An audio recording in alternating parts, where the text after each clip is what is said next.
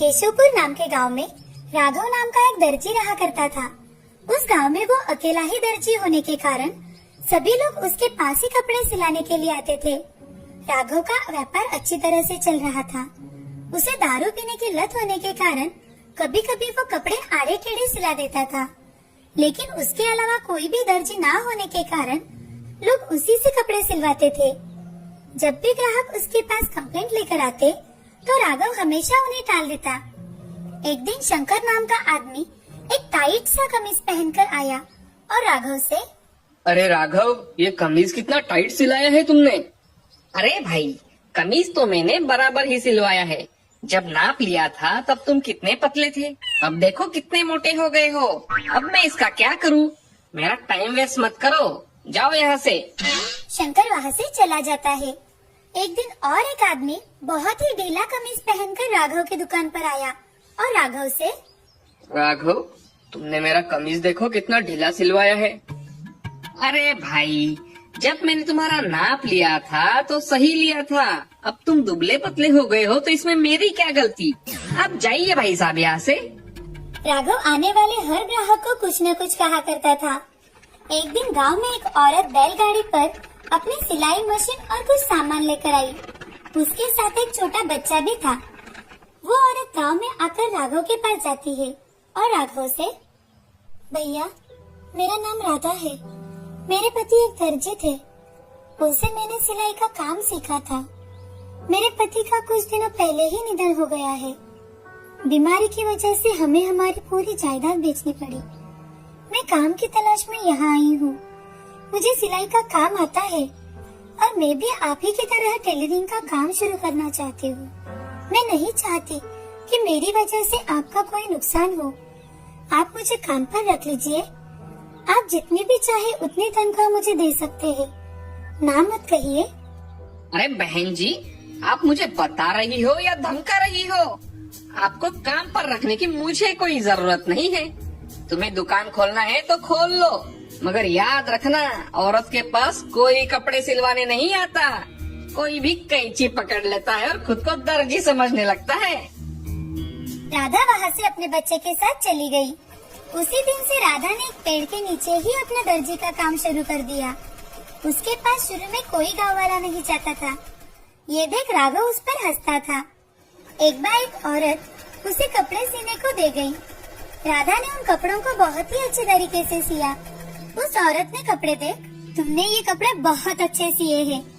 मैं अपने गली में सबको बताऊंगी तुम्हारे बारे में, ताकि सब तुम्हारे पास कपड़े सिलाने के लिए लाए। जी बहन, आपका बहुत बहुत शुक्रिया। उसके बाद कई औरतें राधा के पास कपड़े सिलाने के लिए आया करती थी। बाद में आदमी लोग भी उसके पास कपड़े सिलाने के लिए आया करते थे। एक दिन श्याम नाम का आदमी, राधा बहन, तुम एक स्त्री होकर भी कितने अच्छे आदमियों के कपड़े सिलाती हो। और एक वो राघव है, निठल्ला कहीं का। राघव वही खड़ा होने के कारण उसने वो सारी बातें सुन ली और उसे बहुत गुस्सा आया। थोड़े ही दिनों में राधा ने अपनी कड़ी मेहनत के दम पर एक दुकान भी खरीद ली और उसमें वो कपड़े सीने लगी। राधा का धंधा भी अच्छा चल पड़ा। राधा अपने ग्राहकों को अच्छी तरह से कपड़े सिलवा के दिया करती थी। उसके विपरीत राघव की दुकान चलना ही बंद हो गया था। उसके ग्राहक तो जैसे आना ही बंद हो गया था। इसी वजह से वो राधा पर बहुत ही जलने लगा था। एक दिन बड़े घर का नौकर आकर राधा से, बहन जी, कपड़े सिलाने वाली राधा आप ही हो? हाँ भैया, मैं ही हूँ। क्या काम था? बहन जी, मालिक ने आपको उनके घर के सबके कपड़े सिलवाने का काम दिया है। आपको घर आकर सबका नाप लेकर जाना पड़ेगा। जी, मैं जरूर आऊंगी। मुझे घर का पता दे दीजिए। बहन जी, आपको मेहता हाउस में आना है। ठीक है भैया, मैं कल आ जाऊंगी। राधा के हाँ कहते ही नौकर वहाँ से चला गया और राधा अपने दुकान में काम में व्यस्त हो गई। ये सब बातें दूर खड़ा राघव सुन रहा था। वो मन ही मन, इस राधा को मैंने काम पर न रखकर बहुत बड़ी गलती कर दी है। अब मेरे पास कोई कपड़े सिलाने नहीं आता और इसके पास देखो, एक के बाद एक ऑर्डर आ रहे हैं। इसकी दुकान का मुझे कुछ न कुछ करना ही होगा। राघव वहाँ से चला जाता है। तभी राघव की पत्नी शीला वहाँ आकर, राधा बहन, मैं राघव की पत्नी हूँ। जब से तुम इस गांव में आई हो, मेरे पति का तो धंधा जैसे बंद ही हो गया है। एक दिन भी हमारी अच्छे से कमाई नहीं हुई। मैंने उन्हें कहा था कि मैं उनके यहाँ काम करती हूँ, मगर उन्होंने साफ साफ मना कर दिया। उनसे गलती हो गई राधा बहन, तुम मेरी एक बात मानोगी? हाँ बताओ ना। मेरे पास ये 50,000 रुपए बचे हैं, इसे लेकर तुम यहाँ से चली जाओ, मैं तुम्हारे हाथ जोड़ती हूँ। ऐसा कहकर शीला हाथ जोड़कर रोने लगी। शीला बहन, तुम हाथ मत जोड़ो, मैं ये पैसे लेना तो नहीं चाहती थी, मगर मेरी भी मजबूरी है। मैंने बहुत कठिनाइयों के बाद ये दुकान शुरू की है। अगर मुझे दूसरे गांव जाना है तो मुझे ये पैसे लेने ही होंगे, जिससे मैं दूसरे गांव जाकर अपनी खुद की दुकान शुरू कर पाऊँ। तुम चिंता मत करो, मैं आज ही ये गांव छोड़ के जाऊंगी।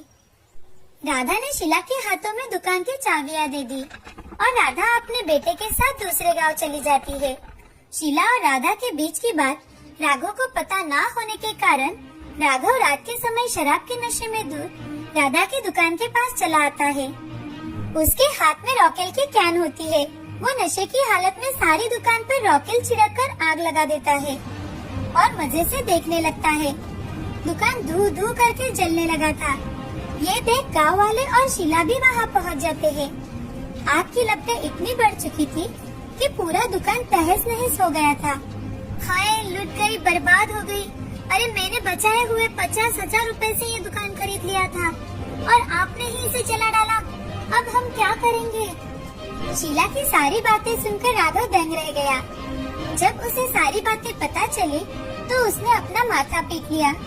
वहाँ खड़े सभी लोगों के समझ में आ गया था कि सारी करी धरी राघव की ही है। फिर लोगों ने राघव को पकड़कर खूब पीटा। इधर राधा दूसरे गांव जाकर कपड़े सिलाकर अपना जीवन अच्छी तरह से बिताने लगी थी। राधा ने एक नई उम्मीद के साथ अपना नया व्यवसाय शुरू किया और लालच के कारण राघव को अपनी दुकान गंवानी पड़ी। इस कहानी से हमें ये सीख मिलती है कि ईर्ष्या और लोभ करने के कारण हम हमेशा अपना ही नुकसान कर देते हैं। इसीलिए जिंदगी में कभी भी लालच नहीं करना चाहिए। सूरत नाम का एक प्रसिद्ध शहर था। उस शहर से हाईवे जाता था। उस हाईवे के साइड में ही एक पप्पू का ढाबा था। वो ढाबा हाईवे के साइड में होने के कारण उस ढाबे पर बहुत से लोग आया करते थे। उस ढाबे का मालिक था रमेश। रमेश खुद के हाथों से पकवान बनाकर लोगों को खिलाया करता था। उसके हाथों में बहुत ही स्वाद था। उसी वजह से उसके ढाबे पर बहुत लोग आया करते थे।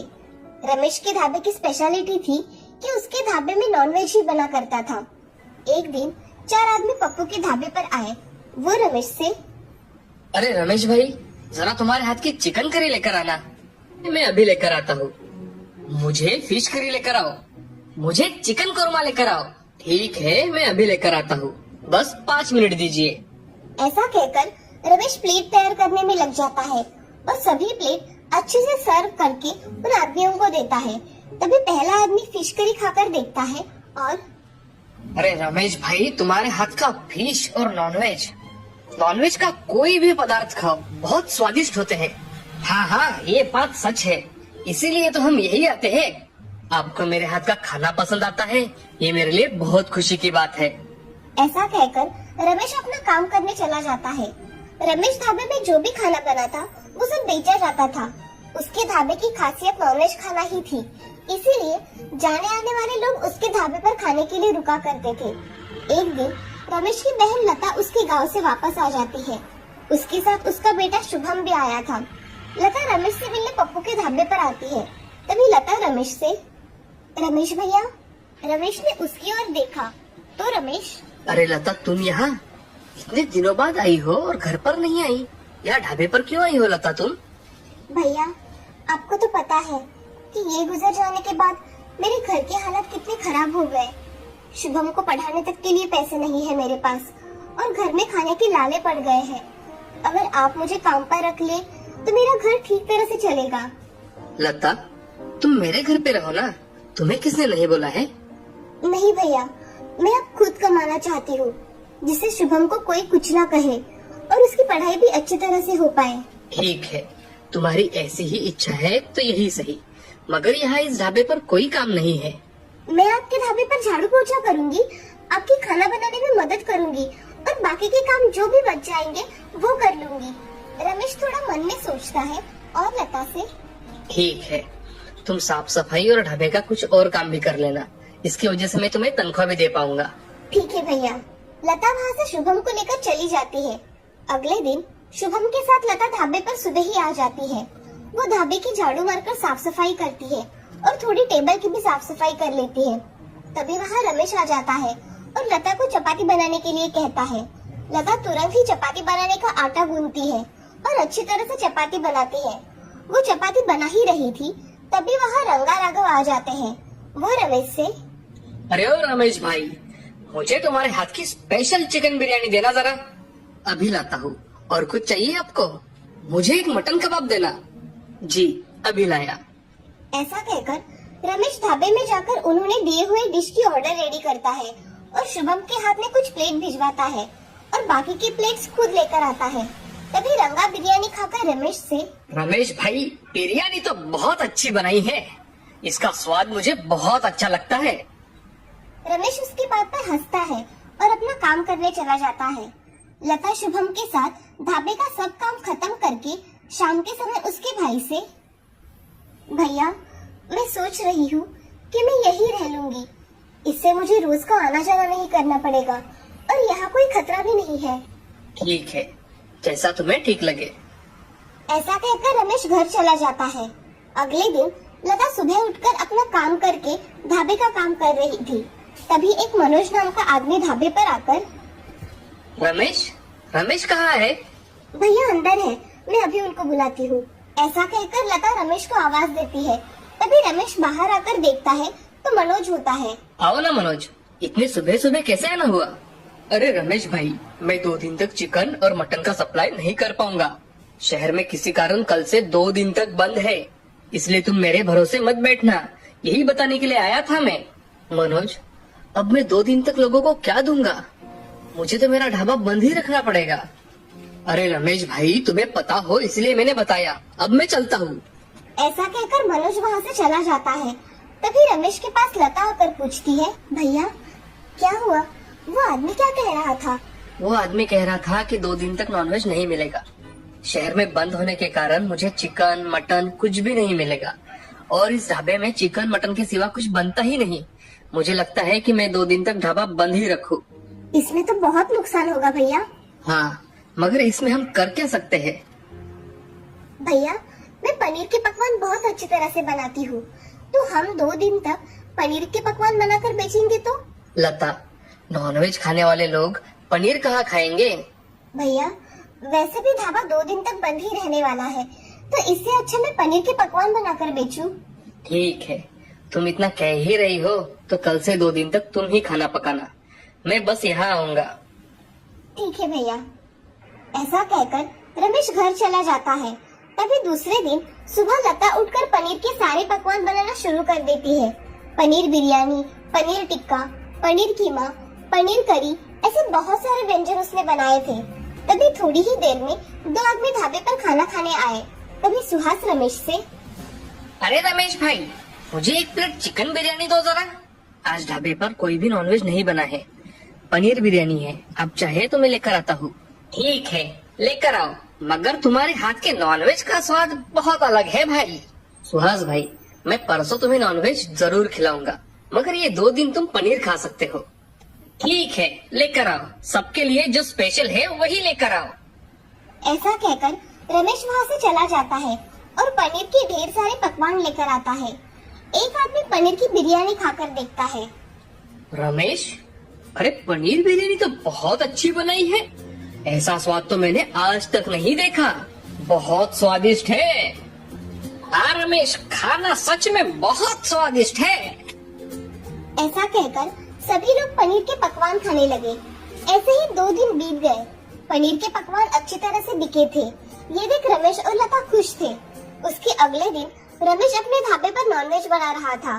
तभी एक राजेश नाम का आदमी आता है। वो रमेश से, मुझे पनीर बिरयानी और पनीर करी चाहिए। अरे भाई, आज नॉनवेज बनाया है, आपको उसमें से क्या लाऊं? एक बार बोल दिया ना, मुझे पनीर बिरयानी और पनीर करी ही चाहिए।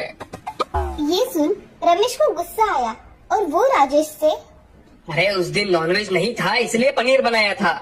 यहाँ हर रोज पनीर नहीं मिलेगा, समझे? तुम्हें दूसरा खाना चाहिए तो बताओ।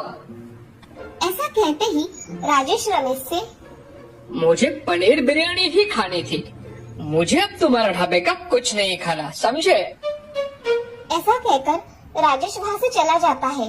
ये सब देख रमेश बहुत गुस्से में आ जाता है। रमेश के मन में लता के बनाए हुए पकवानों से ईर्ष्या होने लगती है। एक दिन लता रमेश से, भैया शुभम को सुबह से खांसी और तेज बुखार है, मुझे इसे अस्पताल में लेकर जाना है। आप मुझे कुछ पैसे दे दोगे इसे अस्पताल लेकर जाने के लिए?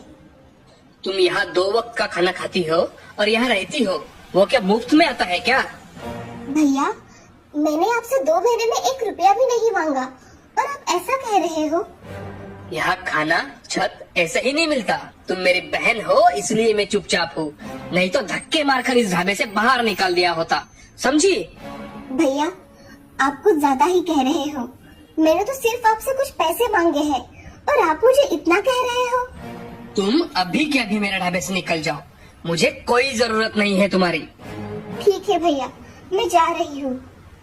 ऐसा कहकर लता शुभम को लेकर वहाँ से चली जाती है। लता बहुत रोती है मगर रमेश पे उसका कोई असर नहीं होता। लता गांव में चली जाती है। तभी एक संजय नाम का आदमी लता को ढूंढते हुए आता है। संजय लता से, जी आपका नाम लता भाभी है ना? आप राघव भैया की पत्नी हो ना? हाँ मैं ही लता हूँ, मगर आपको मैंने पहचाना नहीं। मैं राघव भाई का मित्र हूँ। मैंने उनसे 50,000 रुपए उधार लिए थे। अब मेरे पास पैसे आए हैं तो सोचा आपको वापस कर दूं। मैंने आपको बहुत ढूंढा भाभी, मगर आपका कहीं पता ही नहीं था। अब आप मुझे दिखाई दी हो। भाभी ये लीजिए आपके 50,000 रुपए। मुझे पैसों की सख्त जरूरत थी भाई साहब। भाभी आपको कोई भी जरूरत हो आप मुझे बेझिझक कह सकती हो। जी भाई साहब। ऐसा कहकर संजय वहाँ से चला जाता है। तभी लता उन्हीं में से कुछ पैसे लेकर शुभम का इलाज करवाती है और संजय को रमेश ने उसके प्रति किया हुआ व्यवहार बताती है। तभी संजय की मदद से लता एक होटल खोलती है। वो रमेश के ढाबे के सामने ही होता है। अब लता उसके होटल में पनीर के विविध पकवान बनाती है और बेचने के लिए रखती है। तभी बहुत से ग्राहक उसके होटल में खाना खाने के लिए आ जाते हैं। तभी ये देख रमेश बहुत गुस्सा हो जाता है। इस लता ने मेरे ढाबे के सामने ही होटल खोला और मेरे कस्टमर भी उसी के होटल में खाना खाने जाते हैं। ऐसा कहकर रमेश गुस्से से घर चला जाता है। लता बहुत मेहनत करके अपना होटल अच्छी तरह से चलाती है और लता को उसमें कामयाबी मिल जाती है। लता के होटल की तरक्की देख बहुत से लोग उसके होटल में खाना खाने आया करते थे। उसने अपनी जैसी बेसहारा औरतों को भी मदद की। अब इस तरह से होटल चलाकर वो अपना गुजारा किया करती थी। विंध्यापुर नामक एक सुंदर गांव था। उस गांव में तापमान हमेशा ज्यादा होता था, इसीलिए उस गांव में किसान सारे खेतों में मिर्ची उगाते थे। उसी गांव में सुरेश और राधिका नामक पति पत्नी रहते थे। सुरेश उस गांव में कपास और मिर्ची के ही नहीं बल्कि खजूर भी खेतों में उगाता था और ये वो उसके पिता से सीखा था। वो बहुत लालची था, हमेशा ज्यादा पैसा कमाने की लालच में रहता था, लेकिन उसकी बीवी हमेशा दूसरों की मदद करने में लगी पड़ी थी। जैसे उसके पिता ने सिखाया था, सुरेश खजूर के पेड़ों में हर 6 महीने में एक बार कीटनाशकों का इस्तेमाल करता था। उनकी अच्छा देखभाल करते हुए आए हुए खजूरों को बेचकर उन पैसों से वो खुश रहता था। ऐसे बहुत साल बीत जाते हैं। ऐसे ही एक साल उसे हमेशा से ज्यादा खजूर उसके खेत से मिलते हैं। वो देख वो बहुत खुश होता है और कुछ दिन बाद वो उन खजूर को उसके गांव में बेचने लगता है। खजूर खजूर मीठे और ताजे खजूर, आइए बाबू आइए, 1 किलो सिर्फ 200 रुपयों में, आइए बाबू आइए। उसके ऐसे जोर जोर से चिल्लाने के बावजूद और कम दाम में खजूर बेचने के बावजूद कोई भी उसके पास नहीं आता है। ये देख वो बहुत निराश होता है और अपने आप में सोचता है, बहुत मेहनत करके मैं इन खजूरों को बेच रहा हूँ। इस साल तो पिछले साल से भी ज्यादा आया है, फिर भी कोई भी मुझसे नहीं खरीद रहा है। मैंने तो दाम भी कम कर दिया है, फिर भी कोई नहीं आ रहा है। न जाने क्यों इस सोच में पड़ जाता है। अरे हाँ, मैं अपने खजूर को सिर्फ गांव में बेच रहा हूँ, इसीलिए मुझे बहुत कम पैसे मिल रहे हैं। पर अगर मैं इन खजूरों को निर्यात करूँगा तो मुझे और पैसे मिलेंगे। और इतना ही नहीं, इस साल तो खजूर मुझे बहुत मिले हैं तो मेरा और भी लाभ हो पाएगा। निर्यात करने पर मुझे बहुत सारे पैसे मिलेंगे। लेकिन अगर मैं एक ही बार में सारे खजूरों को निर्यात कर दूंगा तो मेरे पास कुछ नहीं बचेगा और पैसे भी नहीं मिलेंगे। इसीलिए मैं इनमें से आधे अभी निर्यात करूंगा और बाकी बाद में करूंगा। तब तक मुझे आधे के पैसों को संभाल के रखना होगा। ये फैसला करके वो वही करता है, आधे को निर्यात करके बाकी को उसके पास रख लेता है। ऐसे ही वो साल उन आधे खजूर को बेचकर आए हुए पैसों से बहुत खुश रहता है। इतने में अचानक कोरोना वायरस नामक एक भयानक व्याधि का फैलना शुरू हो जाता है। इसी कारण डॉक्टर सभी ये कह रहे थे कि सभी को बादाम, पिस्ता और खजूर खाने की बहुत जरूरत है। ये सुनने के बाद सुरेश भगवान का बहुत शुक्रिया अदा करता है क्योंकि उसने उसके बाकी खजूर को बचा के रखे हैं। अरे यार, अगर मुझे पहले ही पता होता कि अचानक इस साल खजूर के दाम बढ़ जाएंगे तो मैं उस आधे खजूर को भी निर्यात ही नहीं करता था, उनको भी यही रख के उन्हें बहुत ज्यादा दाम में बेचता था। चलो, जो हो गया सो हो गया, उसके बारे में दुख होकर कोई फायदा नहीं है। अब मेरे पास जो खजूर बचे हैं उन्हें मैं बहुत अच्छे दाम में बेचूंगा। हाँ, ये फैसला करके उसकी सोच के मुताबिक ही बाकी खजूर को वो गांव में ले जाकर बेचने लगता है। खजूर खजूर, ताजे खजूर, मीठे खजूर, आइए बाबू आइए, 1 किलो का सिर्फ 500 रुपए, आइए बाबू आइए, जल्दी आइए। उसके ऐसे चिल्लाने पर 1 केजी का 500 रुपए होने के बावजूद सारे उसके पास आकर खजूर खरीदने लगते हैं। जब सुरेश की बीवी राधिका को पता चलता है कि सुरेश इतने दाम में खजूर को बेच रहा है तो वो उसके पास जाती है और ये कहती है, अरे ये क्या जी, आप हमारे गांव वालों को भी दाम इतना बढ़ाकर बेच रहे हैं, ये तो नाइंसाफी है। ऐसे ही चलता रहा तो कोई आपके पास खजूर खरीद नहीं पाएगा। आप ही को सोचकर इसका दाम कम करना होगा ना। राधिका, मुझे किसी की परवाह नहीं है, मुझे सिर्फ पैसे कमाने हैं, पैसे, इसीलिए मैं इसे ज्यादा दाम पे बेच रहा हूँ। ये कह के सुरेश वहाँ से चले जाता है और फिर ऐसे सोचने लगता है, वैसे भी सभी मेरे पास 500 के किलो खरीद रहे हैं तो क्यों ना मैं दाम बढ़ा दूं, सभी तो आके खरीदेंगे ही ना। ये फैसला करके वो अगले दिन से खजूर को 1 किलो 1000 रुपए में बेचने लगता है। गांव वाले फिर भी उसके पास खजूर खरीदते हैं। ऐसे कुछ ही दिनों में उसके पास मौजूद सारे खजूर वो बेच देता है। आए हुए पैसों से वो बहुत खुश होता है और अगले साल के खेती करने के लिए भी उसके पेड़ों का बहुत अच्छा देखभाल करता है। ऐसे बहुत दिन बीत जाते हैं, लेकिन अगले साल उसके खेत में खजूर को ना उगते देख वो चौंक जाता है। अरे ये क्या, इस साल तो खजूर आए ही नहीं, क्या मैंने कुछ गलती किया है? शायद मैंने ही अपने पेड़ों का ठीक देखभाल नहीं किया होगा। इस बार मैं ठीक से कीटनाशकों का इस्तेमाल करूंगा और अगले साल मुझे खजूर मिलेंगे।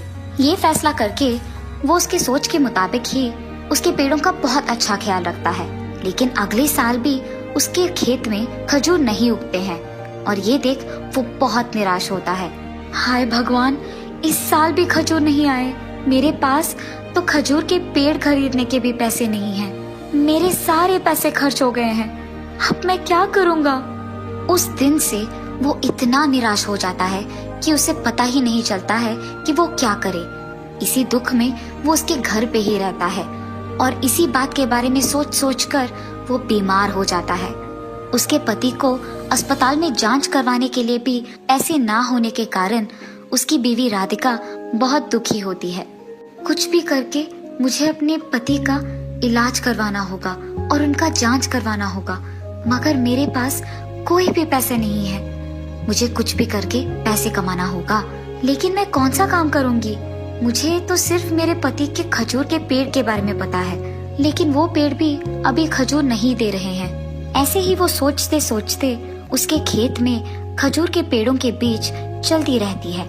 कुछ देर बाद पैर दुखने के कारण वो एक पेड़ के नीचे बैठ जाती है। मुझे याद है कि ससुर जी ने किसी से कहा है कि खजूर के पेड़ सिर्फ 50 या 60 साल के लिए खजूर देते हैं। शायद इन पेड़ों के उन साल हो गए होंगे, इसीलिए कुछ भी करने के कारण वो खजूर नहीं दे पा रहे हैं। लेकिन अब नए पेड़ खरीदने के पैसे भी मेरे पास नहीं हैं और दूसरी तरफ मेरे पति का बीमारी बढ़ रही है। मैं क्या करूं? हे भगवान, कोई तो रास्ता दिखा दो। जिस पेड़ के नीचे वो बैठी थी, उसी पेड़ के ऊपर मधुमक्खियों का एक झुंड था। उसमें से एक मधुमक्खी जादुई थी।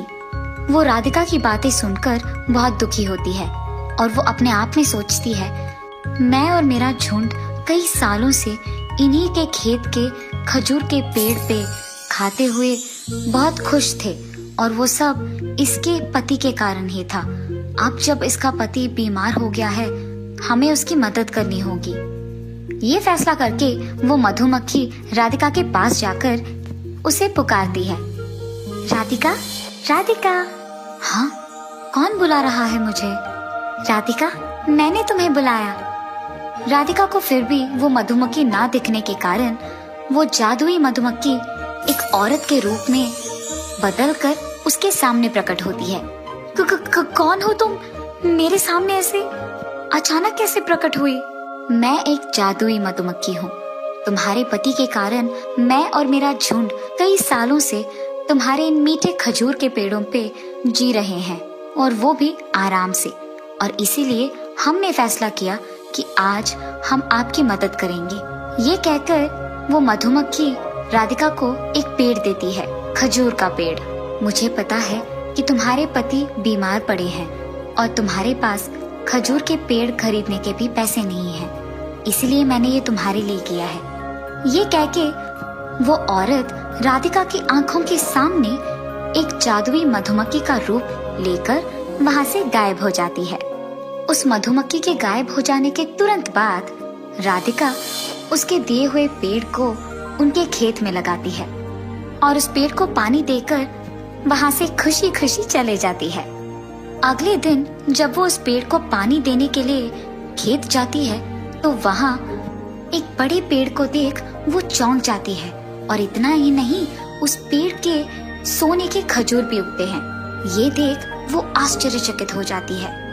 अरे ये क्या, इस पेड़ को लगाने के एक ही दिन में ये इतना बड़ा हो गया और इसके खजूर भी आ गए, और ये लग रहे हैं कि सोने के खजूर हैं। मैं इन्हें एक सोने के दुकान को लेकर एक बार दिखाऊंगी, तब मुझे पता चलेगा कि ये असली सोना है कि नहीं। उसके फैसले के मुताबिक जब वो एक सोने के दुकान जाती है तो वहाँ उसे पता चलता है कि वो सचमुच सोने के खजूर हैं। अरे ये तो सच में सोने के खजूर है माता। ये कहकर वो उन सोने के खजूर के बदले में राधिका को पैसे देता है। राधिका उन पैसों को लेकर खुशी खुशी वहाँ से उसके घर चली जाती है। घर पहुँचते ही वो उन पैसों को अपने पति को दिखाते हुए जो कुछ भी हुआ उन्हें समझाती है। उन पैसों को देख सुरेश बहुत जल्दी वापस पहले की तरह बन जाता है। उसकी बीमारी चली जाती है। राधिका को बेहद खुशी होती है कि उसके पति को अस्पताल में जांच करवाए बिना ही ठीक हो गए हैं। उसके बाद सुरेश को उसकी गलती का एहसास होता है और वो उसके लालच को छोड़ देता है। आए हुए पैसों से वो और भी खजूर के पेड़ खरीदकर उन्हें उसके खेत में हमेशा की तरह उगाता है।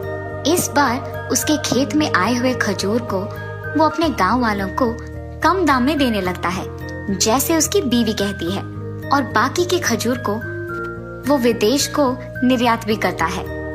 और उस सोने के खजूर के पेड़ से आए हुए सोने के खजूर को वो सोने की दुकान में बेचकर उन पैसों को भी अच्छा इस्तेमाल करता था, दूसरों की सहायता करते हुए, और एक बड़े घर खरीदकर सुरेश और राधिका खुशी से जीते हैं।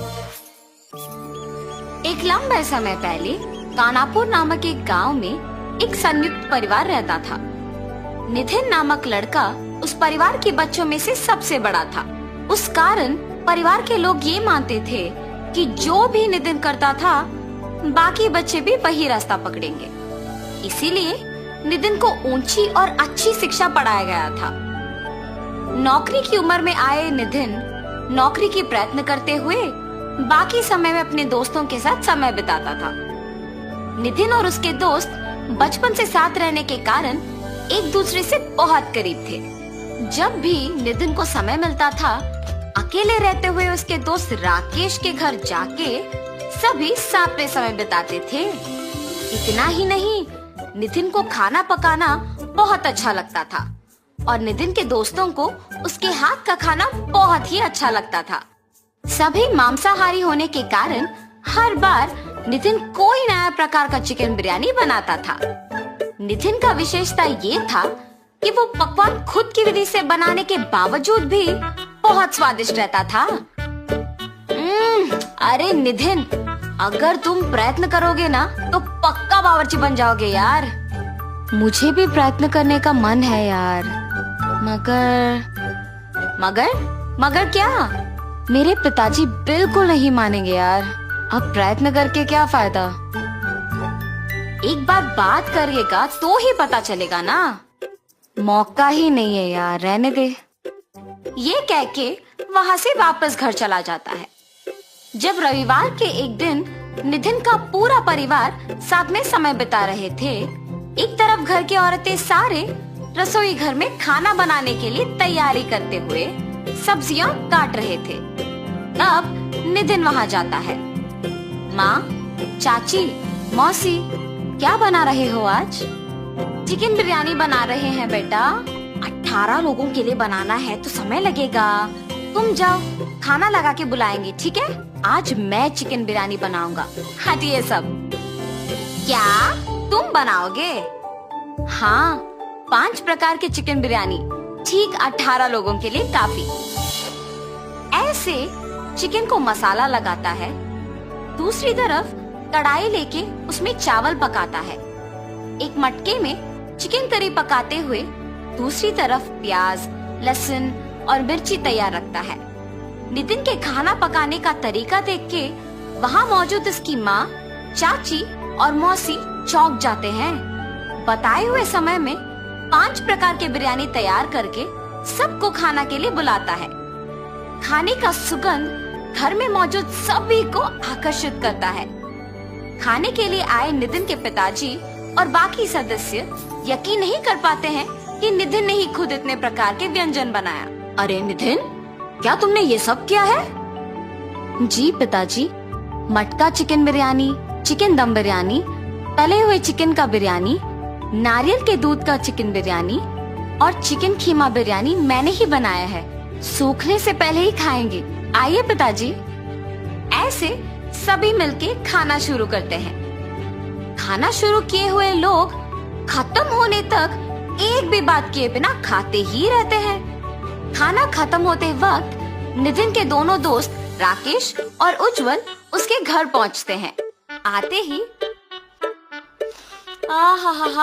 लगता है आज नितिन ने ही खाना पकाया है। तुम्हें कैसे पता है बेटा?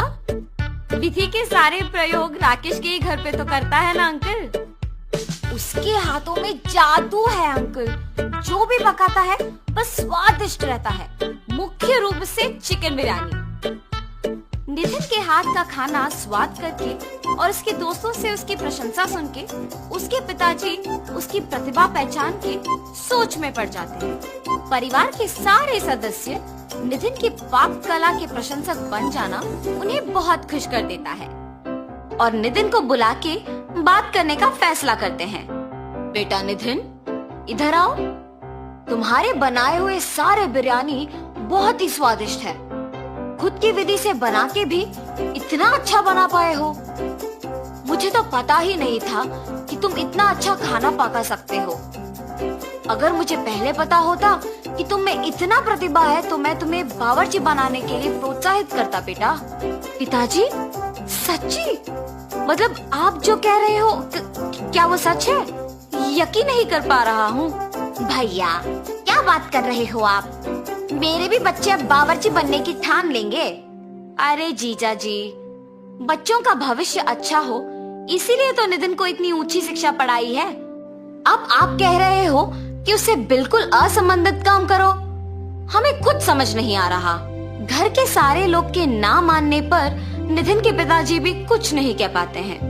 नितिन को उम्मीद देकर तुरंत उसे निराश कर देते हैं। नितिन बेचारा कुछ नहीं कह पाता है और गम में अपने दोस्तों के साथ बाहर चला जाता है। तब नितिन के दोस्त, अरे नितिन, मेरे पास एक उपाय है। क्या है वो? अगर हम चुपके से एक बिरयानी का टेक अवे शुरू करें तो? वाह रे वाह, ये तो बहुत अच्छा सोच है। वैसे कहाँ लगाएंगे उज्जवल? कहाँ पकाऊंगा और कहाँ बेचूंगा? पकाना मेरे घर में करो, तुम्हें आदत भी तो है। और बिरयानी का टेक अवे हम उज्जवल के लस्सी के दुकान में ही लगाएंगे। खाना पकाने के लिए और बेचने के लिए क्या इससे अच्छा स्थान मिलेगा तुमको? हाँ, मगर निवेश, व्यापार का प्रक्रिया, ऐसे बहुत काम है। हाँ, हम सबके बचे हुए पैसों के साथ धीरे से शुरुआत करेंगे। पहले दिन के आए हुए पैसे ही दूसरे दिन का निवेश होगा और आगे के दिनों के लिए वही प्रक्रिया भी बन जाएगा। इतने शुभ काम के लिए परेशान क्यों हो रहे हो तुम? ऐसे तीनों दोस्त फैसला करके अगले दिन के लिए तैयारी करते हैं। राकेश और उज्जवल किराना चीजें लेकर आते हैं। नितिन राकेश के घर पे बैठकर नए व्यापार के लिए विधि और प्रक्रिया का तैयारी करता है। राकेश और उज्जवल मिलके लस्सी सेंटर में बिरयानी का टेक अवे बोर्ड लगाते हैं। अगले दिन सुबह नितिन राकेश के घर के लिए निकलता है। वहाँ मौजूद चाकू और बाकी सामग्री तैयार रखता है। नितिन उसका प्रतिभा दिखाते हुए, सिर्फ उसके काम पे दृष्टि लगाते हुए, स्वाद कम ना करके चिकन को मसाला लगाता है। चिकन दम बिरयानी के लिए मसाला लगाए हुए चिकन को थोड़ा सा तेल में फ्राई करके दही को ऊपर से डाल के रखता है। ऐसे ध्यान से सारे व्यंजनों को बनाता है। राकेश और उज्जवल को बुला के बिरयानी उनके साथ दुकान को भिजाता है। लस्सी पीने के लिए आए हुए लोग वहाँ बिरयानी का सुगंध अच्छा लग के बिरयानी खरीदना शुरू करते हैं। पहले ही दिन सारा बिरयानी बिक जाने पर नितिन को अपने आप पे भरोसा आता है और दूसरे दिन के लिए तैयारी करता है। ऐसे कुछ ही दिनों में उज्जवल लस्सी सेंटर में बिक रहे बिरयानी बहुत प्रसिद्ध होता है। ऐसे ही नितिन के पिताजी तक ये बात पहुंचती है। गांव वालों का उस बिरयानी के बारे में बात करना और प्रशंसा करना सुन के उन्हें शक आता है। उज्जवल को मिलके सच जान लेते हैं। बेटा को प्रोत्साहन करना उन्हें सही और जरूरी लगता है और इसीलिए नितिन को बुला के बात करते हैं। बड़े पैमाने पे पारिवारिक सामंजस्य नितिन के लिए चिकन बिरयानी टेक अवे का दुकान खुलवाते हैं। नितिन भी उसके पिताजी का भरोसा को बनाए रखता है और दिन ब दिन प्रसिद्ध होते ही रहता है। इतना ही नहीं, नितिन के परिवार के बाकी सदस्य उनके बच्चों के मामले में चिंता छोड़ के उन्हें खुद उनकी भविष्य का निश्चय करने छोड़ देते हैं।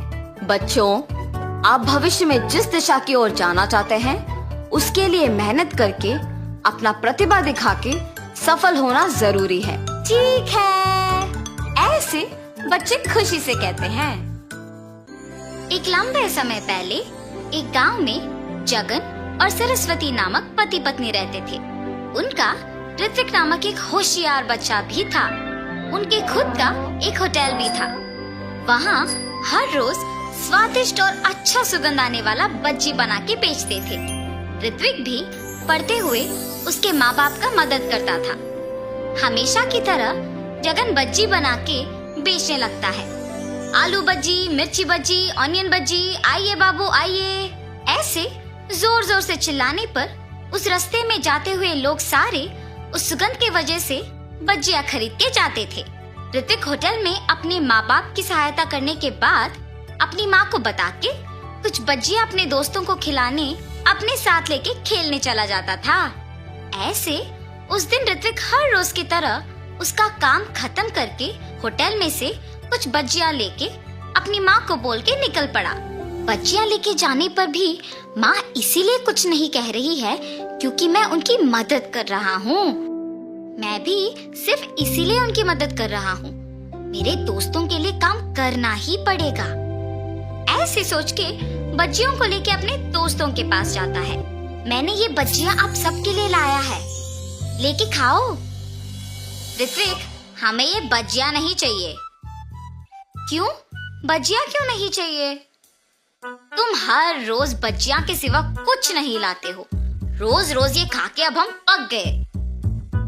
हाँ यार, अब से तुम भजिया लाना बंद करो और हमारे साथ खेलने भी मत आओ। ऐसे मत कहो, मैं तुम लोगों के लिए कुछ भी करूंगा। अच्छा, तो फिर तुम्हें हम सब के लिए आइसक्रीम खरीद के लाना होगा, मंजूर है? तुम लोगों को आइसक्रीम खरीदने के लिए मुझे बहुत पैसों की जरूरत है। मेरे पापा भी मुझे उतने पैसे नहीं देंगे। कुछ और पूछो, मैं करूंगा। तुम इसीलिए सोच रहे हो क्योंकि तुम्हें अपने पापा से पैसे पूछना पड़ेगा ना? हाँ, उनसे बिना पूछे पैसे लेने का मेरे पास एक उपाय है। अगर तुम पक्का करोगे तो ही बोलूंगा। तुम लोगों के लिए मैं कुछ भी करूंगा। क्या है वो उपाय?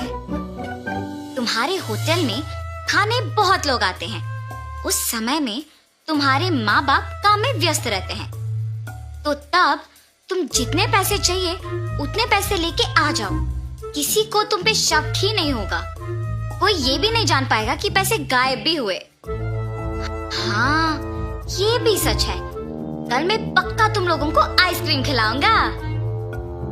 ऐसे अपने दोस्तों को कह के खुशी खुशी घर चला जाता है। अगले दिन जब उसके माँ बाप काम में लगे हुए थे, ऋत्विक किसी को दिखे बिना चुपके से पैसे लेके अपने दोस्तों के पास चले जाता है। मैंने कहा था ना कि तुम सबको मैं आज आइसक्रीम खिलाऊंगा, चलो जाके खाएंगे। ऐसे वो उसके दोस्तों को लेके आइसक्रीम बेचने वाले के पास जाता है और सबको आइसक्रीम खिलाता है। कल क्या चाहिए बोलो, मैं खरीदूंगा। कल तुम जो कहो वही चाहिए हमें। ठीक है, कल मैं तुम लोगों को मेरा मनपसंद खाना खिलाऊंगा। ऐसे कहकर वो घर चला जाता है।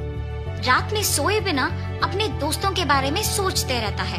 कल मुझे अपने दोस्तों को कुछ अनपेक्षित खिलाना होगा, मतलब मुझे कल और पैसे लेके जाना होगा। ऐसे ऋत्विक अपने दोस्तों के कहा मान के हर रोज अपने माँ बाप को बताए बिना उनके मनपसंद चीजें खरीद के देता था। आखिर में ये उसका एक बुरी आदत बन चुका था। हर रोज की तरह जब एक दिन ऋत्विक उसके माँ बाप के काम करते वक्त पैसे लेने गया था, तो उसकी माँ उसे देखती है। ऋत्विक, यहाँ आओ। हाँ माँ, क्या हुआ? तुम वहाँ क्या कर रहे थे? मैं कुछ नहीं माँ। सच कहो, मैंने तुम्हें पैसे लेते हुए देखा। ऐसे बिना पूछे पैसे लेना गलत है। क्या तुम्हें नहीं पता? तुम अब पैसे भी चोरी करना सीख गए। माँ, मुझे माफ करो। मैंने अपने दोस्तों के लिए ये सब किया है। आइंदा ऐसे कभी नहीं करूँगा। पहली बार है इसलिए कुछ नहीं कह रही हूँ। आइंदा ऐसे करोगे तो चुप नहीं रहूंगी। जी माँ। लेकिन उसकी माँ ये सोच में पड़ के दुखी होती है कि उसके बेटे को ये बुरी आदत आया कैसे। उसकी माँ को जब ऋत्विक ने ऐसे देखा तो वो तुरंत बदल गया। अपने दोस्तों के पास जाना बंद कर दिया। हर रोज अच्छे से पढ़ के अपने माँ बाप की मदद करते हुए रहता था। ऐसे कुछ दिनों बाद अचानक पैसों की पेटी में पैसे नहीं दिख रहे थे। उससे उसकी माँ को ऋत्विक पे ही शक आता है और जो कुछ भी उससे पहले हुआ उसके पति को बताती है। तब जगन और सरस्वती दोनों ऋत्विक के पास जाके पूछते हैं, ऋत्विक, पैसों की पेटी में पैसे नहीं हैं, तुमने ही लिया है ना? माँ, जब से तुमने बोला तब से मैंने चोरी करना बंद ही कर दिया। मेरे दोस्तों के पास भी जाना बंद कर दिया। मुझे उन पैसों के बारे में कुछ नहीं पता। बेटा, अगर तुमने उस पेटी से पैसे लिए हैं तो कह दो हमें, हम कुछ नहीं कहेंगे। अगर तुमने नहीं लिया तो पेटी से पैसे कैसे गायब हुए? किसने निकाला होगा? सच कहो ऋत्विक। माँ, मुझे सच में नहीं पता है कि पैसे कहाँ गए। इससे पहले मेरा पैसे लेना सच ही है, मगर मैंने वो सब बंद कर दिया। अब तो मैंने नहीं लिया। जब से पैसे खो गए तब से जगन और सरस्वती बहुत ध्यान से सब पे नजर रख के काम करने लगे। मेरे पास पैसे खत्म हो गए। कुछ दिन पहले एक होटल से बहुत आसानी से पैसे चोरी कर लिया था मैंने। वापस वही जाके पैसे लेके आऊंगा। ये फैसला करके वापस उस होटल को जाता है। बच्चियां खा के पैसे देने का नाटक कर रहा था और कोई ना देखने के समय में पैसे चोरी करने वाला था जब जगन उसे रंगे हाथ पकड़ लेता है। इतने उम्र के आदमी होके भी मेहनत किए बिना पैसे चोरी करते हुए शर्म नहीं आती? इससे पहले भी तुमने यहाँ चोरी किया था ना? वो चोर पिटने के डर से सच बोल देता है। मुझे माफ कर दीजिए, ऐसे कभी नहीं होगा, मेहनत से ही काम करूंगा। चोर को उसकी गलती का एहसास होने पर जगन उसे माफ कर देता है। ऋत्विक पे उसकी गलती के बिना शक करने के लिए उसके माँ बाप दुखी होते हैं। आप लोग दुखी क्यों हो रहे हो माँ? उस दिन मैंने तुम्हें तुम्हारी गलती के बिना शक किया और आज तुम्हारे पापा ने असली चोर को पकड़ा है। मुझे तुम पे शक नहीं करना था बेटा। मुझ पर शक करने की वजह तो भी मैं ही हूँ ना माँ। अगर मैं वो नहीं करता तो आपको मुझ पे शक नहीं होता। आपने मुझे मेरी गलती समझाया, इसलिए मैंने वो करना छोड़ दिया, वरना मैं शायद बड़े होके भी यही करता। आइंदा ऐसे कभी नहीं होगा माँ। तब से जगन होटल में सावधान रह के काम करने लगा। अलग प्रकार के भजिया बनाना शुरू करके उन्हें बेच के खुशी से जीने लगा। उनका व्यापार भी अच्छा चलने पर सभी खुश थे। तो इस कहानी का नैतिक क्या है? गलती चाहे एक ही बार किया हो, लोगों से भूला नहीं जाता। इसीलिए गलती पहली ही बार नहीं करना चाहिए, सोच समझ के कदम उठाना चाहिए। कृष्णानगर राज्य में खुशियों का माहौल छाया था। राजकुमारी चित्रलेखा आज सिंहासन पर विराजमान हुई थी। राजकुमारी चित्रलेखा की जय हो। राजकुमारी का चेहरा किसी गुलाब की तरह खिला हुआ था, जो उसके मन की खुशी को दर्शा रहा था। हम वचन लेते हैं कि हम इस राज्य को अपने पिता की तरह पूरी मेहनत, ईमानदारी, न्यायप्रियता और महत्वाकांक्षा के साथ संभालेंगे। राजकुमारी का वचन पूरा होते ही दरबार तालियों से गूंज उठा। मंत्री जी, अब राजकुमारी सिंहासन पर बैठ चुकी है। अब हम कुछ समय के लिए अपने कैलाशगढ़ वाले महल में रहने के लिए जा रहे हैं। जी महाराज। अगले दिन दरबार में राजकुमारी की जय हो। कहिए, क्या समस्या है? राजकुमारी, मेरा नाम महेश है और ये हमारे गांव के सेठ हैं। मैं 3 वर्ष पहले इस गांव में रहने आया था, जब मैंने 4000 मुद्राएं देकर इस सेठ से एक जमीन खरीदी थी और उस पर घर बनाकर रह रहा था। लेकिन कल इसने मेरे घर को गिरा दिया और कह रहा है कि मेरा उस जमीन पर कोई अधिकार नहीं है। अब आप बोलिए सेठ, आपने इस आदमी का घर क्यों तोड़वाया? राजकुमारी, मैं तो इस आदमी को जानता तक नहीं। भला इसने कब मुझसे जमीन खरीदी? अरे मेरी उस जमीन पर मैं पिछले 3 साल से नहीं गया था और अब जाकर मैंने उसे देखा तो इसने उस पर अपना घर बनाया हुआ था, इसलिए मैंने इसका घर तोड़वा दिया। ये इस बात का दावा तो कर रहा है। राजकुमारी, ये सेठ झूठ बोल रहा है। मैं एक गरीब आदमी हूँ, इसका कुछ नहीं बिगाड़ सकता। ये इसी बात का फायदा उठा रहा है। अगर आपने इसकी जमीन खरीदी थी तो आप इसकी लिखित दिखा दीजिए। राजकुमारी, इन्होंने कहा था कि दस्तावेजों की कोई जरूरत नहीं है, तुम बेफिक्र होकर रहो। इस पर मैंने भी इसको ईमानदार समझकर कभी लिखित के लिए इससे नहीं कहा। ये सुनकर राजकुमारी ने कुछ सोचा। आपके पास जमीन के दस्तावेज नहीं है। इसके हिसाब से कानूनी तौर पर जमीन के असली मालिक सेठ हैं। आपने अवैध तरीके से इनकी जमीन पर घर बनाया था। इन्होंने उसे तोड़ दिया तो कोई गलत काम नहीं किया। ये सुनकर सेठ खुश हो गया। नहीं राजकुमारी, ऐसा मत कहिए। मैं और मेरा परिवार सड़कों पर आ गए हैं, हम बहुत गरीब हैं, कहाँ रहेंगे? वो आपकी निजी समस्या है। अब आप दोनों जा सकते हैं। राजकुमारी के इस फैसले ने सबको चौंका दिया। मंत्री जी भी इससे गहरी सोच में डूब गए। ये सोचकर सेठ खुश हुआ और बेचारा किसान आंखों में आंसू लिए दरबार से निकल गया। राजकुमारी, हमें लगता है कि हमें महेश की मदद करनी चाहिए थी। सेठ जरूर झूठ बोल रहा है। मंत्री जी, जो हमने फैसला कर लिया सो कर लिया। आपको सवाल उठाने का कोई हक नहीं है। अगली सुबह राज्य के बड़े बाजार में राजकुमारी 2 सिपाहियों के साथ पहुंची। अरे राजकुमारी, राजकुमारी की जय हो। राजकुमारी ने एक बूढ़े आदमी की तरफ देखा, जो अपने सामने थोड़े से बैंगन रखे हुए बैठा था। इतने बड़े बाजार में आप ये इतनी सी सब्जी लेकर क्यों बैठे हैं? राजकुमारी, मैं एक गरीब आदमी हूँ। मेरे पास इतना धन नहीं है कि मैं ज्यादा सब्जी खरीद कर बेच सकूं। इसलिए थोड़े से बैंगन ले लेता हूँ और इनको बेचकर किसी तरह से अपना घर चलाता हूँ। ये सुनकर राजकुमारी के तेवर बदल गए। सिपाहियों, इस गरीब की दुकान यहाँ से अभी हटा दी जाए। ये आप क्या कह रही हैं राजकुमारी? हमें हमारा राज्य साफ सुथरा और खूबसूरत चाहिए। अगर कोई दूसरे राज्य से यहाँ आएगा तो वो हमारे राज्य के बारे में क्या बोलेगा कि राजकुमारी के राज्य में कितनी गरीबी छाई हुई है। राजकुमारी, तो हमारा क्या होगा? मैं मेरे परिवार का पालन पोषण कैसे करूँगा? वो आपकी समस्या है, लेकिन हमारे राज्य में कोई भी गरीब इस तरह से छोटी दुकान लगाकर हमारे बाजारों की शोभा खराब नहीं करेगा। सिपाहियों, तुमने सुना नहीं?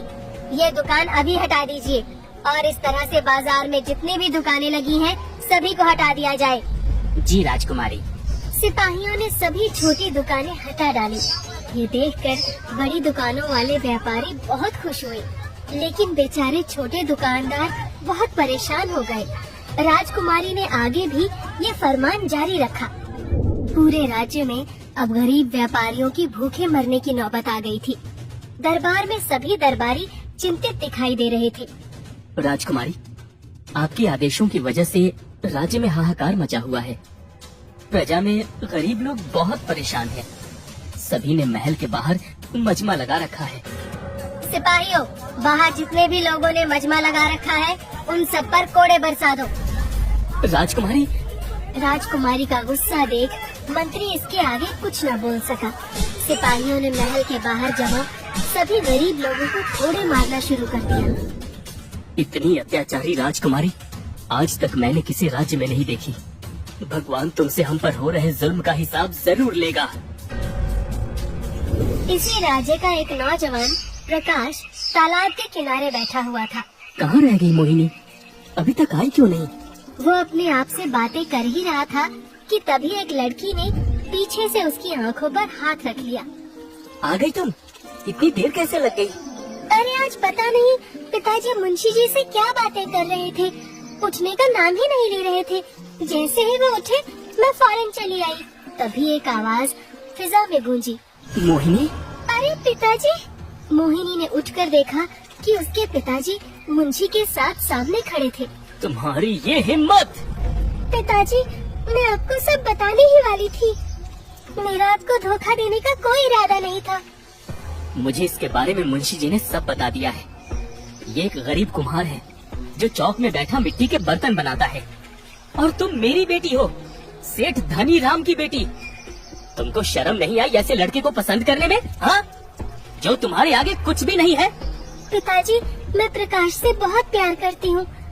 प्यार अमीरी गरीबी नहीं देखता। खामोश! उसके पिताजी ने उसकी कलाई पकड़ी। अगर मेरी बेटी के आसपास भी नजर आए तो तुम्हारे हाथ पैर तोड़वा दूंगा। ये कहकर उसने प्रकाश को ठोकर मारी और मोहिनी को लेकर वहाँ से चले गए। अगले दिन प्रकाश दरबार में हाजिर हुआ और राजकुमारी को सब कुछ बताया। हमने आपकी बात सुन ली, अब हम उस लड़की के पिता से भी बात कर लेते हैं। राजकुमारी ने उसी समय धनीराम को भी बुलवा लिया। राजकुमारी, अगर इस प्रकाश का कोई अच्छा व्यापार होता तो मैं अपनी बेटी की शादी इससे जरूर करवा देता, लेकिन ये बस मेरी दौलत के पीछे है, इसलिए मेरी बेटी को फंसाना चाहता है। मैं गरीब हूँ तो इसमें मेरी क्या गलती है राजकुमारी? फिर भी मैं वचन देता हूँ कि मैं मोहिनी को बहुत खुश रखूंगा। राजकुमारी और किसी गरीब का साथ दे दे, ये तो हो ही नहीं सकता। बेचारा प्रकाश, ना जाने इसके साथ राजकुमारी क्या करेंगी। ठीक है, अगर आपका प्रेम सच्चा है तो हम आपके लिए एक काम करते हैं। ये कहकर राजकुमारी ने मंत्री की तरफ देखा। मंत्री जी, प्रकाश को भरे बाजार में हमारी ओर से एक किराने की दुकान दी जाए। उस दुकान में किराने का हर एक सामान होना चाहिए जिसे प्रकाश चलाएगा और अच्छे पैसे कमाएगा। ये सुनकर प्रकाश खुश हो गया। राजकुमारी, आपका बहुत बहुत शुक्रिया। राजकुमारी के इस आदेश से सभी दरबारी हैरान थे और खुश भी थे। आज राजकुमारी ने इतनी दरियादिली कैसे दिखाई? यकीन नहीं होता कि राजकुमारी ने एक गरीब की मदद की। अगले दिन से प्रकाश दुकान पर बैठा। दुकान काफी बड़ी थी। पूरे दिन ग्राहकों की भीड़ लगी रही और प्रकाश ने अच्छे पैसे कमाए। वाह, आज तो बहुत धन कमा लिया। अब तो मेरी शादी मोहिनी से होकर ही रहेगी। तभी एक घोड़ा गाड़ी और 3 घुड़सवार दुकान पर आए, जिन्होंने काले कपड़े पहने थे। उन्हें देखकर प्रकाश डर गया। मैं डाकू मंगल सिंह हूँ। तेरी दुकान तो बहुत बड़ी है, इसको लूटने से तो हम माला माल हो जाएंगे। आप मेरी दुकान में लूट मार ना करें, ये दुकान मुझे बड़ी मुश्किल से मिली है। चुप कर। डाकुओं के सरदार ने प्रकाश की गर्दन पर तलवार रखी। बाकी तीनों लुटेरों ने प्रकाश की दुकान का सारा माल लूट लिया और इसके साथ ही उन्होंने धन से भरा गल्ला भी उठा लिया। नहीं, ऐसा मत करो। मंगल सिंह अपने आदमियों के साथ पूरी दुकान को लूटकर चला गया और प्रकाश बस आंसू बहाता रह गया। तभी मोहिनी के पिता भी वहाँ पहुँचे। अरे ये क्या, ये दुकान खाली कैसे हो गई? पिताजी, मैंने बहुत अच्छी तरह काम किया था। रात होने तक मैंने बहुत सा धन भी कमा लिया था, लेकिन अभी कुछ ही देर पहले कुछ डाकू आए और सब कुछ लूट कर ले गए। ये सब तेरी चाल है। मैं कल ही राजकुमारी को जाकर सब बताऊंगा। अगले दिन फिर से दरबार में वो दोनों हाजिर हुए। धनीराम बहुत गुस्से में था और प्रकाश बहुत उदास था। क्या हुआ प्रकाश, तुम इतने उदास क्यों दिख रहे हो? राजकुमारी, आपने हमें दुकान बना कर दी और हमने उसको अच्छे से चलाया भी, लेकिन रात होने पर डाकू मंगल सिंह आया और सब कुछ लूट कर ले गया। देख लिया आपने राजकुमारी, ये प्रकाश एक नंबर का झूठा है। इसने वो माल किसी को बेच दिया होगा और अब फिर से गरीब बनकर दिखा रहा है। नहीं पिताजी, मैंने ऐसा कुछ नहीं किया। प्रकाश, बाजार में और भी बहुत सी दुकानें हैं, फिर डाकुओं को ऐसी क्या सूझी जो वो सिर्फ आपकी ही दुकान को लूट कर ले गए? राजकुमारी, मुझे सच में कुछ नहीं पता। आपकी दुकान लूटने से ये साबित हो गया है कि आपको सिर्फ दौलत प्यारी है। आपने जरूर कोई साजिश की है और खुद ही अपनी दुकान में लूट करवाई है। राजकुमारी, हमने ऐसा कुछ नहीं किया। बस बहुत हुआ, अब हम तुमको सजा देंगे। ये कहकर राजकुमारी ने मंत्री से कहा, इस प्रकाश को अगले 10 माह के लिए कैद खाने में डाल दिया जाए। ये सुनकर दरबार में मौजूद सभी हैरान रह गए। 2 सिपाही प्रकाश को कैद खाने की तरफ ले गए। देख लिया आप सभी ने, ये गरीब लोग अच्छे होने का सिर्फ दिखावा करते हैं। इनके सीने में दिल नहीं होता, बस एक दिमाग होता है जो हर वक्त ये सोचता है कि कैसे अमीरों को फंसाया जाए और कैसे उनके घरों से दौलत को लूटा जाए। राजकुमारी के फैसले ने एक बार फिर मंत्री को चिंतित कर दिया। बाजार में बहुत सी दुकानें हैं, फिर क्यों सिर्फ प्रकाश की दुकान को ही उन डाकुओं ने लूटा? मंत्री ने उस रात राजकुमारी पर नजर रखने की सोची। उसने देखा कि राजकुमारी आधी रात के पहर महल से निकल रही है। ये राजकुमारी कहाँ जा रही हैं? मंत्री ने उसका पीछा किया तो वो बाग में जाकर रुकी और उसी समय वहाँ डाकू मंगल सिंह भी आ पहुँचा। कहिए राजकुमारी, क्या अब किसी और की दुकान या घर को लूटने का आदेश है? नहीं मंगल सिंह, उस प्रकाश को हमने कैद खाने में डाल दिया है। अब आपका काम खत्म हुआ। ये क्या? इसका मतलब है कि राजकुमारी ने खुद ही प्रकाश को दुकान करवाई और खुद ही उसे लुटवाया। ये राजकुमारी के दिमाग में क्या चल रहा है? अगले दिन एक राजकुमार दरबार में आया। राजकुमार धीरज। राजकुमारी अपने सिंहासन से उठकर राजकुमार के गले लग गई और ये देखकर सभी हैरान रह गए। ये चित्तौड़ के राजकुमार धीरज सिंह हैं। हम जल्दी ही इनसे विवाह करने वाले हैं। ये सुनकर सभी दरबारी अपनी जगह से उठ खड़े हुए। अब तो हद हो गई। राजकुमारी तो दिन पर दिन एक नया सवाल खड़ा कर देती है। अब मंत्री ने राजकुमारी से बात करने की ठान ली और शाम के समय जब राजकुमारी अपने कक्ष में बैठी थी, वो उनसे आकर मिले। राजकुमारी, आपने पहले गरीबों का रोजगार छीना, उसके बाद आपने प्रकाश और मोहिनी के दिल से खेला। आपने सबके सामने प्रकाश की आर्थिक सहायता भी की और फिर खुद ही उसकी दुकान को लुटवाया और अंत में उसे दोषी ठहराकर कैद खाने में डाल दिया। और अब आप महाराज की आज्ञा के बगैर विवाह भी करने जा रही हैं। राजकुमारी, ये सच है कि आप जो चाहे कर सकती हैं, लेकिन ऐसी क्या बात है जिसकी वजह से आप गरीबों से नफरत करती हैं? ऐसी क्या बात है जिसकी सजा हमारी आधी प्रजा भुगत रही है? मंत्री जी, राजकुमार धीरज हमारे साथ आश्रम में अध्ययन करते थे और हमें बहुत पसंद करते थे। जिस गांव मधुपुर में हमारा आश्रम था, उसी में माधव नाम का एक गरीब लड़का भी रहता था, जिसे हम बहुत प्रेम करते थे और हमने सोच लिया था कि हम उसी से विवाह करेंगे। लेकिन एक दिन राजकुमारी, आप उस माधव से बहुत प्रेम करती हैं, लेकिन वो आपके प्रेम के काबिल नहीं है। वो बस आपके दिल से खेल रहा है। वो आपसे प्रेम का ढोंग इसलिए कर रहा है क्योंकि उसके आपका सारा राजपाट, धन दौलत सब मिल जाए।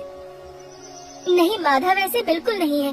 वो हमसे प्रेम करते हैं और हमें उनके प्रेम पर भरोसा है। ठीक है, अगर आपको उस पर पूरा भरोसा है तो आप हमारे कहने पर उसकी एक परीक्षा लीजिए।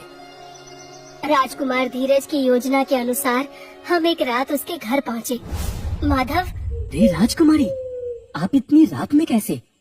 पिताजी को हमारे और आपके बारे में सब पता चल गया था। वो इतना क्रोध में आए कि उन्होंने हमें महल से निकाल दिया। क्या? ये सुनकर माधव हैरान रह गया। हाँ माधव, अब हम कोई राजकुमारी नहीं है, अब हम आपकी और सिर्फ आपकी प्रेमिका हैं। ये सुनकर वो बुरी तरह से परेशान हो गया। क्या हुआ आपको? आप खुश नहीं दिख रहे। राजकुमारी, आप मेरे पास हैं, इससे ज्यादा खुशी की बात मेरे लिए क्या हो सकती है। लेकिन आप सोच कर देखिए कि आप यहाँ इस छोटे से घर में कैसे रहेंगी। हम रह लेंगे माधव, हमें उस महल की शान और शौकत की जरूरत नहीं है। हमारे लिए आपका प्यार ही काफी है और जिस घर में आप हो वही हमारा महल है। राजकुमारी, हम आपसे बहुत प्यार करते हैं, लेकिन हमारी एक बीमार माँ है। हम उसका इलाज भी ठीक से नहीं करवा पा रहे हैं। हमने सोचा था कि आप जैसी राजकुमारी से विवाह करके हम सिंहासन पर विराजमान होंगे, लेकिन अब महाराज ने आपको ही महल से निकाल दिया, तो भला हमारे अब किस काम आएंगी आप? ये सुनकर तो हमारे तन बदन में आग लग गई। हमने उसी समय उसे एक थप्पड़ लगाया। आपके बारे में राजकुमार धीरज ने एकदम सही कहा था। आप जैसे गरीब लोग सिर्फ हम अमीर लड़कियों को इस्तेमाल करके अमीर होना चाहते हैं। आपके सीने में दिल नहीं होता, सिर्फ पत्थर होता है, पत्थर। हम उस समय रोते रोते महल वापस आ गए। तभी से हम खतों के जरिए राजकुमार धीरज से संपर्क में रहते थे और अब जाकर हमने उनसे विवाह करने का फैसला कर लिया है। सच कहें तो उसी दिन से हमें गरीबों से नफरत हो गई। हमारा उनसे भरोसा ही उठ गया। हमारा मन जब भी किसी गरीब की परेशानी सुनता है तो उससे यही आवाज आती है कि ये बस एक फरेब है। ये सुनकर मंत्री गहरी सोच में डूब गया। अगर राजकुमारी इसी सोच के साथ आगे बढ़ेंगी तो हमारे राज्य में गरीबों की स्थिति और भी बदतर हो जाएगी। हमें कुछ न कुछ तो करना ही पड़ेगा। मंत्री अगले ही दिन माधोपुर पहुंचा और काफी ढूंढने के बाद उसको माधव का घर मिल गया। माधव की माँ पलंग पर पड़ी कराह रही थी और माधव उसके पास ही बैठा था। माँ, तुम बस थोड़ा सब्र करो, मैं कल ही वैद्य जी से मिलकर आपका इलाज फिर से शुरू करवा दूंगा। माधव ने मंत्री जी को सामने देखा तो उनसे सवाल किया। आप कौन हैं और मेरा नाम कैसे जानते हैं? मैं राज्य मंत्री बलदेव हूँ। मुझे तुमसे कुछ जरूरी बात करनी है, राजकुमारी चित्रलेखा के बारे में। राजकुमारी का नाम सुनकर माधव हैरान रह गया। अब मंत्री ने शुरू से लेकर अब तक की सारी कहानी माधव को बता डाली, जिसे सुनकर माधव उनकी आंखों में इस तरह देखने लगा जैसे उसके सीने में कोई बड़ा राज दफन हो। अगले दिन राजकुमारी का विवाह समारोह था। वो दोनों सिंहासन पर बैठे थे और बहुत खुश थे।